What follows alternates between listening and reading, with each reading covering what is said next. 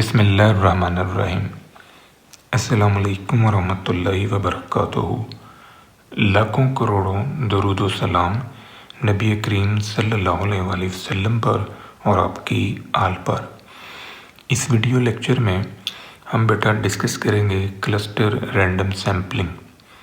Cluster random sampling क्या है, किसी पॉपुलेशन में से हम क्लस्टर सैम्पलिंग की मदद से किस तरह सैंपल ड्रॉ करते हैं, क्लस्टर सैम्पलिंग की एडवांटेजेस और डिसएडवांटेजेस क्या हैं।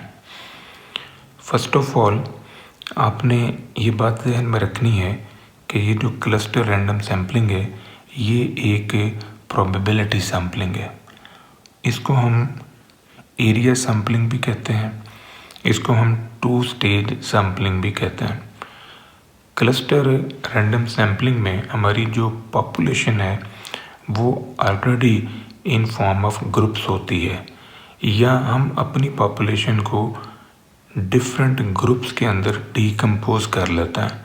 तो ये जो डिफरेंट ग्रुप्स के अंदर हम अपनी पॉपुलेशन को डीकम्पोज करते हैं या पॉपुलेशन के ऑलरेडी ग्रुप्स बने हुए होते हैं, उनको हम क्लस्टर कहते हैं। हम पहली स्टेज पर इन क्लस्टर्स में से on the basis of probability theory cluster draw करते हैं। वो क्लस्टर एक भी हो सकता है और एक से ज़्यादा भी हो सकता है। अब वो जो क्लस्टर आपने एज ए सैम्पल ड्रॉ किए टोटल क्लस्टर्स में से, उन सेलेक्टेड क्लस्टर्स में से फिर आपने सैम्पल ड्रॉ करना है दूसरी स्टेज के ऊपर। तो वो जो दूसरी स्टेज के ऊपर आप सिलेक्टेड क्लस्टर्स में से सैंपल ड्रॉ करेंगे वो आपका क्लस्टर रैंडम सैंपल कहलाएगा।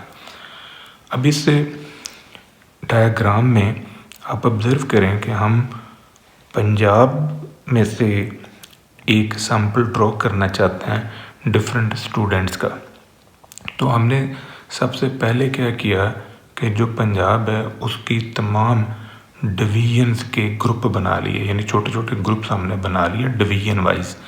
तो ये जो डिवीजन वाइज मैंने ग्रुपिंग की है इसको मैं क्लस्टर बोल रहा हूँ। अब इन क्लस्टर्स में से मैंने on the basis of probability एक क्लस्टर ड्रॉ किया। तो ये मैंने गुजरांवाला डिवीजन जो है ना ये मैंने सेलेक्ट कर ली, ये फर्स्ट स्टेज पर मैंने सिलेक्शन की। अब इस गुजरांवाला डिवीजन में से मैंने स्टूडेंट्स का सैंपल लेना है। तो यहाँ पर फिर दूसरी स्टेज मेरी आएगी कि गुजरांवाला डिवीजन में से मैंने एक सैंपल ड्रॉ किया ऑन सेकंड स्टेज। तो ये सैंपल जो है ये मेरा क्लस्टर रैंडम सैंपल कहलाएगा। ये सैंपल दो स्टेजेस में निकला है, तो इसी मुनासिबत से इसको टू स्टेज सैम्पलिंग भी कहा जाता है। अब जो क्लस्टर रैंडम सैम्पलिंग है वो हम किन स्टेप्स में यूज़ करते हैं। सबसे पहला स्टेप है कि आपने पॉपुलेशन को डिफरेंट ग्रुप्स में कन्वर्ट किया, या पॉपुलेशन ऑलरेडी डिफरेंट ग्रुप्स में मौजूद थी जिनको हम क्लस्टर बोल रहे हैं, और क्लस्टर जो है वो अप्रॉक्सीमेटली सेम होते हैं। तो सैंपल जो है वो आपने दो स्टेजेस के ऊपर ड्रॉ किया है। फर्स्ट स्टेज पे क्लस्टर निकला, दूसरी स्टेज के ऊपर आपने सैंपल ड्रॉ किया। अब जो वेरिएशन है विद इन क्लस्टर वो लीस्ट लेवल की है, अगर है तो वो लीस्ट लेवल की है। कोई हाई लेवल की वेरिएबिलिटी जो है ना विद इन क्लस्टर एग्जिस्ट नहीं करती। इस टेक्निक से, इस प्रोसेस से जो सैंपल आपने ड्रॉ किया है वो हमारा क्लस्टर रैंडम सैंपल कहलाएगा। क्लस्टर रैंडम सैम्पलिंग की जो एडवांटेजेस हैं उनमें सबसे पहली ये है कि क्लस्टर सैम्पलिंग की मदद से हमारी जो कॉस्ट होती है रिसर्च की या सर्वे की वो रिड्यूस हो जाती है। उसकी रीज़न ये है कि हम लोग सारी पॉपुलेशन को स्टडी ही नहीं करते, हम उसके छोटे से पार्ट को स्टडी कर रहे होते हैं जो क्लस्टर में से हमने ड्रॉ किया है। ये टाइम भी बचाता है, वक्त हमारा काफ़ी हद तक बच जाता है। बड़ी तेज़ी के साथ हम इस टेक्निक की मदद से रिज़ल्ट्स जो है ना वो ड्रॉ कर लेते हैं। और ये जो क्लस्टर होता है ये चूँकि हमने इंटायर पॉपुलेशन को स्टडी करने की बजाय हमने छोटे से क्लस्टर में से सैंपल को स्टडी किया हुआ होता है, तो इससे रिज़ल्ट रैपिड ली हमें मिलना शुरू हो जाता है। ये जोग्राफिकली जो डिस्पर्स्ड पॉपुलेशन होती है या जोग्राफिकली जो लार्ज पॉपुलेशन होती है उसके लिए बहुत ज़्यादा सूटेबल टेक्निक है। वहाँ पर हम अपनी पॉपुलेशन को कलेक्टिवली स्टडी कर ही नहीं पाते। ज़ाहिर है वो स्कैटर्ड होती है, दूर दराज एरिया में फैली हुई होती है, तो वहाँ पर फिर हम क्लस्टर सैम्पलिंग यूज़ कर रहे होते हैं। It can be extended to multi stage sampling. ये बड़ा इंपॉर्टेंट पॉइंट है। जो क्लस्टर सैम्पलिंग है, अगर इसको हम एक्सटेंशन दे दें 2 स्टेजेस से ज़्यादा, तो फिर ये मल्टी स्टेज सैम्पलिंग में कन्वर्ट हो जाएगी। It is suitable for homogeneous cluster. अगर आपके क्लस्टर्स होमोजीनियस हैं तो वहाँ पर ये सैम्पलिंग टेक्निक जो है ना ये ज़्यादा अच्छे तरीके से आप यूज़ कर सकते हैं। It increase external validity of the research. Research की जो एक्सटर्नल वैलिडिटी है उसको इम्प्रूव करने में, उसको इन्हांस करने में ये बहुत ज़्यादा यूज़ होता है। It is flexible as researcher can make choices.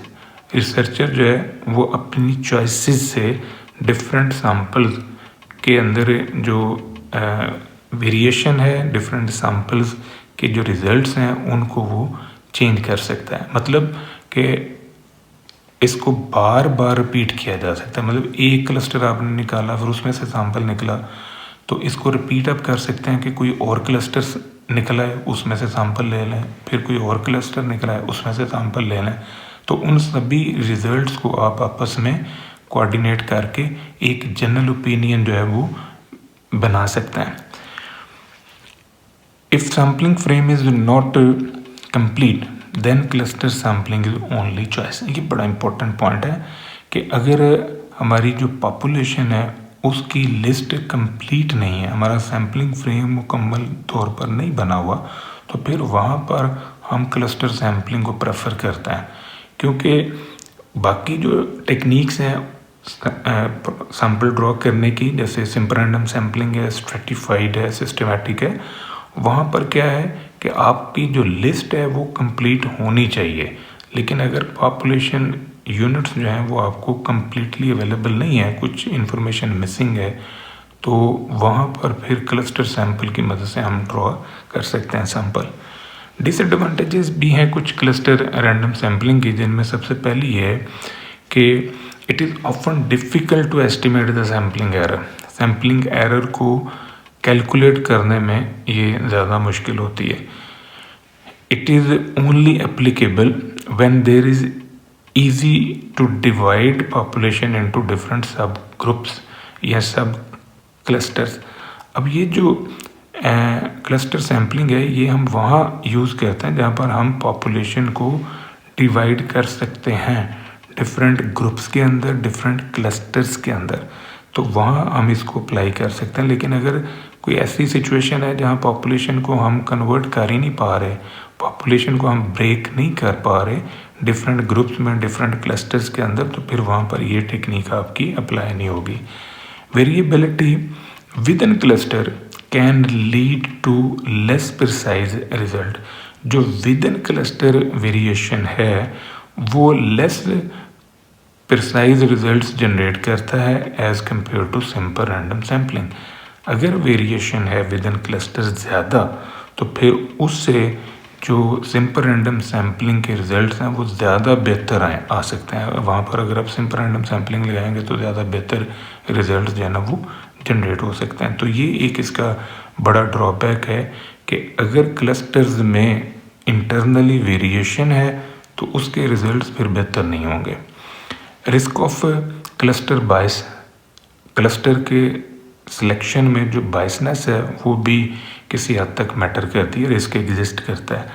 Lack of individual representation, ज़ाहिर है हमने डिफरेंट ग्रुप्स में से एक ग्रुप निकाला है या डिफरेंट क्लस्टर्स में से आपने पहली स्टेज के ऊपर 1 या 2 क्लस्टर्स निकालने हैं, तो अब जो बाकी के क्लस्टर्स थे वो सारे आपने स्किप कर दिए।